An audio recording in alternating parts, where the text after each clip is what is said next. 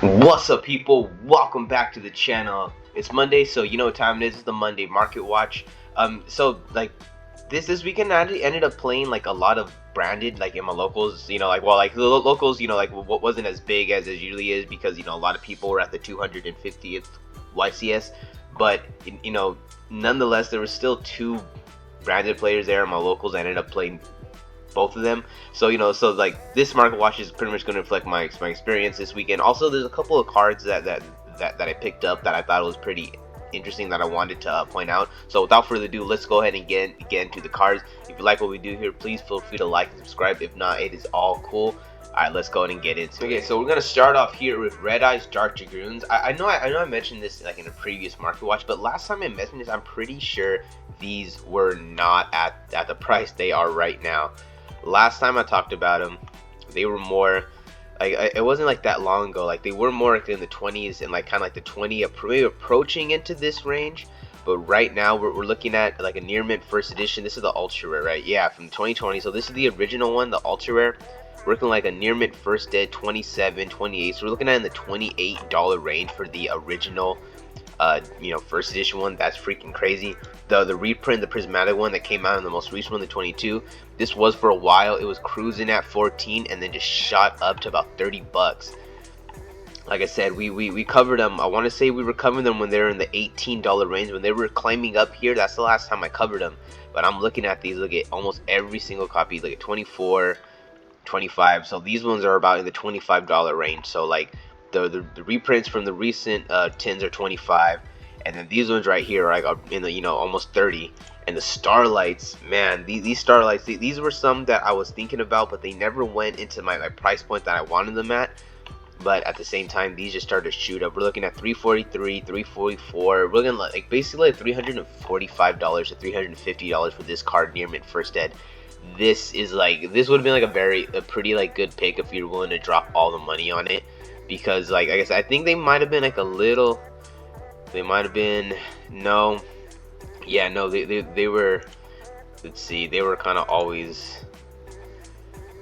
yeah, no, they always kind of maintain at this like $230 price point. So this still like would have been a pretty good pickup, but they never really kind of moved around that. So if you kept yours and you try to play branded, then this was like a really good pick. There's like here fusion deployment. So fusion deployment was like a lot, pretty much like a lot of the people that I see playing branded that employ the strategy are playing fusion deployment. It's kind of like it's a very underrated card. So it lets you reveal one fusion monster from your extra deck and the special summon from your hand or deck one of the fusion materials whose name is specifically listed on that card. And then pretty much it locks you into fusion monsters. So like so like in a deck like branded, you pretty much do not care. You're like, well, that's all I do. And like it was very much a sleeper card. Like I always knew it was a good card, but I was like, okay, what's the what's the exact niche? And then when I saw people using it to to help them get out the Dark Dragoons, I was like, okay, yeah, that's actually that's actually very much broken. This card was like worth $1, and then it just shot up. It wasn't the $3 range, but right now you get these right here for $234, pretty much like in the 2 to 3, and then 2 to 3, and like the $250 range right here. If you take out the shipping, it's $234. So that's like like a $2.50 range. You got the ultra, you got the prismatic, you do got the super rare. You do have yourself a pretty much like a budget version that's just recently, no, it was in the Albaz. No, it was the Cyber Structure deck. So like, yeah, so you do have like this one, the super rare that came out. It's like 95. So it's like $1. So it does have a budget version. You get like the super rare for $1. So that, like I said, it's a really cool tech. I like it. Branded in red. Here's like another way that also like really helps you get out the like dragoons, because this one just says fusion summon one level 8 or higher fusion monster from your extra deck. So but this requires you having it like in your hand and everything. So this one's like a little harder. It's mostly like I said, it's a really like cool tech. But I noticed that this branded in red, the super rare, let's see, 220, 247. Yes, 15 of them at the $3. So like once these are gone, it's like a $3 card. So like that one's pretty much the first edition super is still holding at $3. The rare, kind of similar right here. It's still holding. It's a 195, 198. We're looking at once these are gone, we're looking at it, and it's going to be in about the $2 range. So like this right here is only $1 under the super. So like I remember when these were still at $5. Like, man, they're just straight holding. Branded Fusion. Here's like another. There's like another $2 card from the structure deck that's still holding. These were fives like a long time ago, but these are still actually holding value. You got the Near Mint First Ed for 196. Then once those are gone, they're all two. So this is like another $2 card. So it's like if you have a branded core, like these are actually the branded core is actually worth a cool little chunk of change. Branded opening. These shot up a little higher earlier because I think I covered these and they were like almost in the $10 range. Yeah, so yeah, like earlier they were like, yeah, 876. Now they kind of started to calm down, you know. But no, still, like if you still want these, are the prismatics. No. So yeah, these are the super rare Dawn Majesties, heavily played 5, near mint 548. So we're looking at like 550, you know, 550 for the near mint. See, what's the prismatic ones? The prismatic ones, sometimes it could be a little more expensive. So yeah, see, these shot up. Yeah, they were all in the $8 range earlier, but now these ones kind of settled. He has a whole bunch of them. He has like 253 for 525. So it looks like this 525 is pretty much going to be holding. Once this one right here is with the 149 shipping, so like you're pretty much kind of paying a little over $5 here. This is 525, so we're looking at like a $5 card right here. So yeah, it's pretty much, it is true. The reprint is more than the original version, but that could really make sense because like this is a way higher rarity, and this also looks very, very nice. Okay, Stardust Charge Warrior. This one keeps just keeps surprising me because like it just kind of like really shot up, and then it's kind of holding in this price point. I really think it wasn't gonna stay on, but you do have the new Stardust, and you have the new single support. So this is a card that is like, yeah, it's probably gonna stay around here. So you got the gold secret rare. You got 49 near mint first ed Germans for $5, but like, you know, if you wanted an English one, we're looking at 730, 749. So we're pretty much at like 750. Yeah, because like once this one's gone, we're at 749. So we're pretty much in like the 750 to $8 range if you want, you know, if you want to get yourself this card. There is a budget version, but at any moment this could kind of start to shoot up, especially because the other one is $7. It is kind of starting to go up, and it's kind of, you know, doing that weird thing. But like I said, if the Stardust stuff hits, I wouldn't be surprised if this starts to really climb up, because there's only 2 printings of this card. This Mago version right here, you got 11 of them for $250. So yeah, pretty much took $2.50 for this card. That's probably the lowest it's gonna get for right now, especially because we have the hype. So if this card flops, it'll go down. But if this card sticks, yeah, I would not be surprised if this one right here goes to 10, and this one kind of comes up to like maybe the $7 range, because they're like, even though they're both gold, there's only 2 printings. You have 2 choices. You have this gold or that gold. So like there's no super rare to like balance all this out. No, there's just the gold and the gold. So unless they reprint it, you are stuck with gold to gold. Alright, super polymerization. So this got a reprint. So like it got a reprint in, you know, in the Speed Duel GX Shadows, which, you know, which is cool. You always like to see these, you know, cards like get a reprint. This is a hilarious graph. It like goes like straight up, so it went up by a few cents. But yeah, so we got near mint 498, 499. So you got like this right here for $5. Like it's a $5 common, which to be honest is really good. That's awesome. You want that.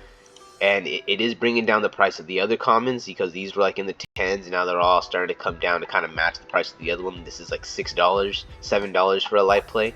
So this reprint is like really good, bringing down the price of the super polys. But the one thing is really not probably going to do is bring down like, well, card anyway, bring down the price of these more like holographic ones. So these ones right here are the ones from a dual Devastator. You have this guy right here, you know, just trying to get some sales. He has it for 4 right here, but right after these ones are gone, 788, you know, 6 with the $2 shipping. So it's like, this is like an $8 card. So it's like pretty much like $8 for the dual Devastator, you know, for the dual Devastator version. But just kind of be mindful that like a lot of these, they might say near mint, but they might have a little bit of like wear on them. So, you know, be a little bit wary. Maybe just buy some like light plays, because you already know they're gonna come like that. Super rare from OP9. I said it was super high. Then see, it did kind of come down, you know, with the announcement of the reprint. Now it's here, but at the same time, it's, you know, it's I really don't see them I don't see any of the holographic versions really going down any lower than $8 a piece, $7 a piece, and then maybe the commons will go to 4, because I really feel there's gonna be that gap. Super Poly is a really good card. This is the Super Poly is kind of like Super Poly has proven itself to pretty much be like Ash Blossom, to where it doesn't matter how many times you reprint the card, especially if it's gonna be at 3, it's always going to command some type of price point, because everyone needs Super Poly. Like even even if you feel you're not going to use it, you always want to have that option, because there's just moments in the meta, because there's just moments, let me finish. There's moments in the meta to where you need Super Poly, just like right now, to where you need Kaijus, you need Lava Golem, you need Sphere Mode, you need Nibiru. Those are the types of cards you need to get to like break the board. You feel me?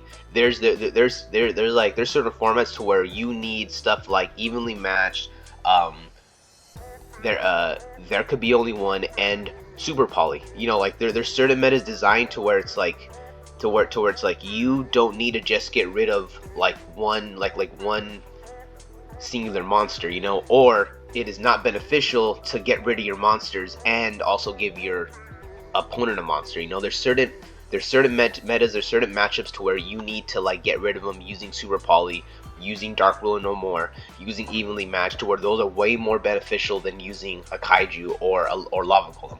So this is just like with Ash, to where there's always metas where it's like maybe it's not the best, but you never know when Ash is going to be needed, and even if it's not the best, it's still a good card, and it can still get you gains, especially if you Ash people at the right time. So that's kind of I feel Super Poly is. It's simply just like Ash. Like I really don't see a lot of these secret rares and any of these kind of super rares coming down any lower than like $8.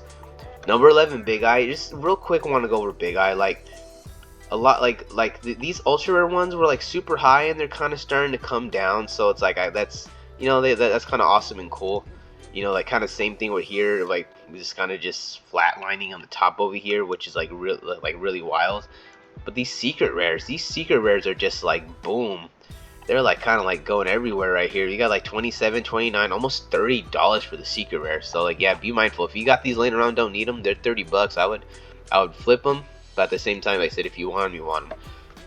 Harpy's Featherstorm. So a lot of the Fluendery stuff got reprinted, which like is cool. It makes it like a budget deck. But there are things that haven't gotten a reprint recently. Harpy's Featherstorm is one of them. It was like super high because when the deck was meta. Now it's it's kind of coming down, but it's still like a $5 card. If you have this, it's still gonna be in the like the kind of the $5 range right here.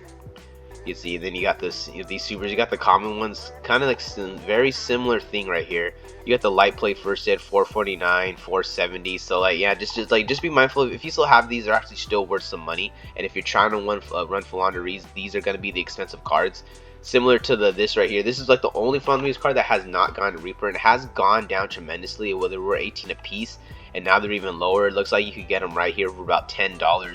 They're about $10 to $11 a piece. So like I said, if you're trying to win Fluendery, these are like the only cards that the Harpy's Featherstorm and this card are the last kind of cards remaining that are worth a lot. That are kind of worth a lot of money. Everything else, like I said, it is very much affordable. You have a lot of these super rares, which are kind of in the 50-cent range, which is really nice. You want to be able to have like the supers, but then like I said, you all have their budget version. Every single thing has a budget version, even the field spell, even the M pen. So like I said, I would highly recommend for new players, if you're looking for like a deck that is very cheap, that can win, but also but isn't like too crazy, because you don't want to break the bank, but you can get everything for. I would probably go this. Maybe I might do a video kind of going over like like a good Fluendery kind of starter deck. I really like this. Maybe I'll do something where I give it away, because I do have like this kid on my locals who I think would like benefit from getting a deck like this, but I'm also not sure if he would like actually run it, because he's like really stuck in his ways. So I don't know, like maybe we'll see. Maybe I'll do one kind of going over my good idea for like an easy budget Fluendery deck. Alright guys, that's it for the video. If you like what we do here, please feel free to like and subscribe. If not, it is all cool. Peace out, and I'll catch you in the next one.